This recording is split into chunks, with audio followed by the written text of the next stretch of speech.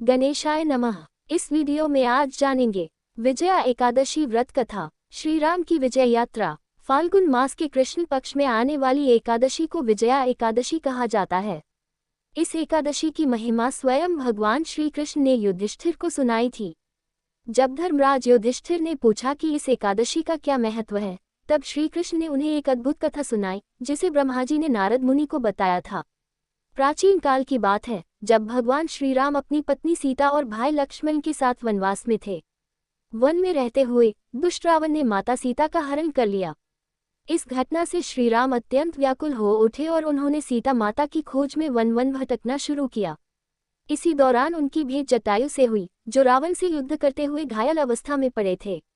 जटायु ने अपने अंतिम समय में श्री राम को सीता के हरण की जानकारी दी। श्री राम ने आगे बढ़कर कबंध नामक राक्षस का वध किया और फिर सुग्रीव से मित्रता की। इसके बाद वानर सेना एकत्रित की गई और हनुमान जी को लंका भेजा गया। हनुमान जी ने वहां सीता माता से भेंट की और श्री राम की मुद्रिका देकर उन्हें आश्वस्त किया। लंका में रावण की शक्तियों का अनुमान लगाकर हनुमान जी वापस लौटे और श्री राम को सारा विवरण सुनाया। अब युद्ध के लिए प्रस्थान करने का समय आ गया था, लेकिन एक बड़ी समस्या खड़ी थी, समुद्र पार करना।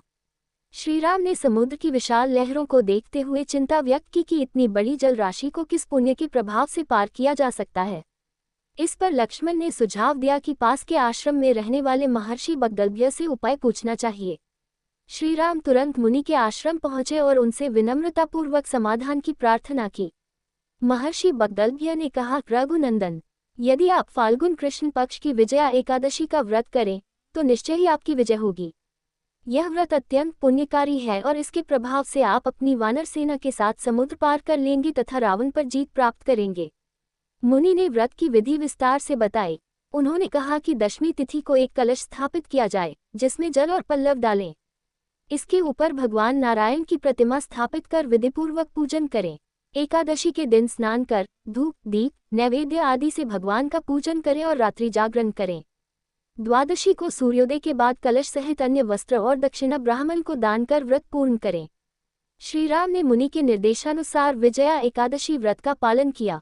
इस व्रत के प्रभाव से समुद्र ने स्वयं मार्ग प्रदान किया, जिससे वानर सेना ने पुल बना लिया और लंका पहुंचकर रावण से युद्ध किया। अंततः इस धर्मयुद्ध में श्री राम की विजय हुई, रावण का अंत हुआ और माता सीता पुनः उन्हें प्राप्त हुई। ब्रह्मा जी ने कहा, हे नारद, जो भी व्यक्ति विधिपूर्वक इस एकादशी का व्रत करता है, वह जीवन में सफलता प्राप्त करता है और मृत्यु के बाद अक्षय लोक में जाता है। यह व्रत पापों का नाश करने वाला और मोक्ष प्रदान करने वाला है।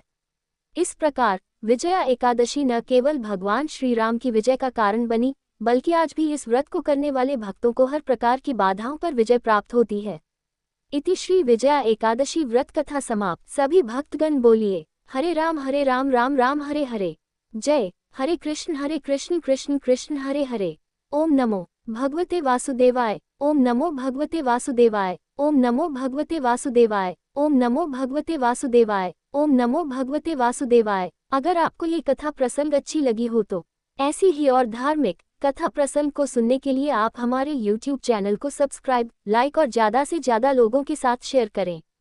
अपने विचार हमें कमेंट बॉक्स में जरूर भेजें। धन्यवाद।